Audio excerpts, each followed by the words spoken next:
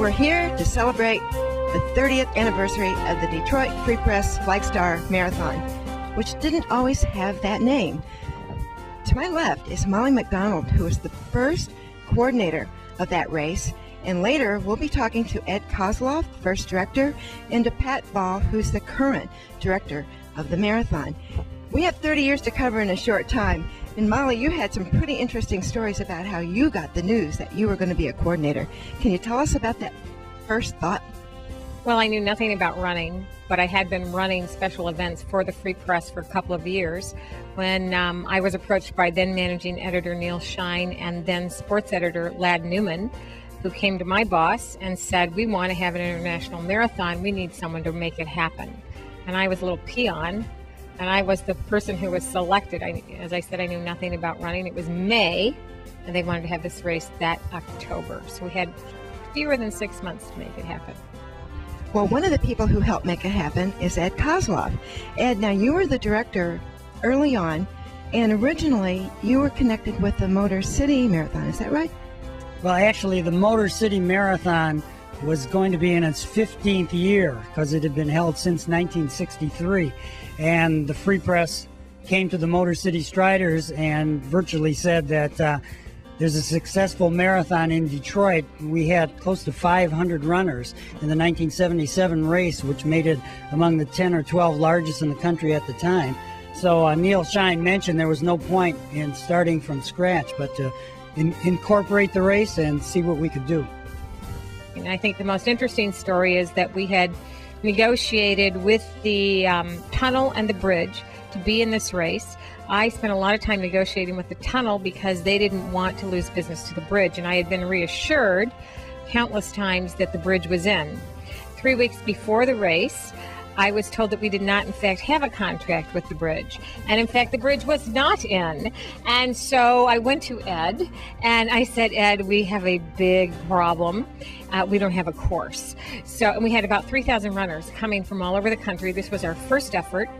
I was hauled into the office of Kurt Ludke, who was then the executive editor, and told that my ass was on the line, if I can say that word. He said to me, "Anderson," that was my name at the time, "we have spent $20,000 on this race. We have 3,000 people coming to Detroit, and we don't have a course. You have 30 minutes. Go outside, decide if we're going to dump it or go with it. If we go with it and you fail, you've lost your job." Oh, not pressure, no pressure at all. Ed, what did you think when the course had to be changed at the last minute? Well, we were surprised because we had gone out and done preliminary measurements for the bridge and the tunnel. And we just got a group together and found a course that we could go through, which was the Grosse Pointes, a very popular one, and remeasured and actually got certification for the race something like 2 days before it was run. So we were quite pleased that we were able to find a suitable route, which actually proved very popular with the runners. Well, I've actually run the marathon a few times myself, and the one thing that's just fabulous about it is the fact that it is international. You're in Canada for part of it, and in fact, I think the years I ran it, we started in Canada.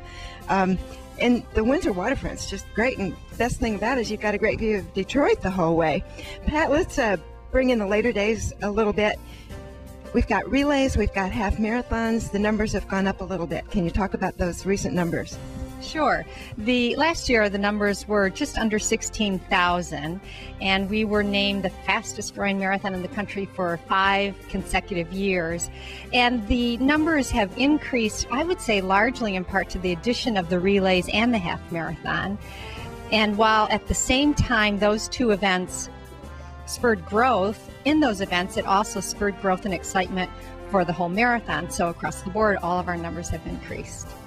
And meantime, there's a dramatic addition to the course too, and that is the bridge. And I think it's probably everyone's favorite part these days. What do you hear about?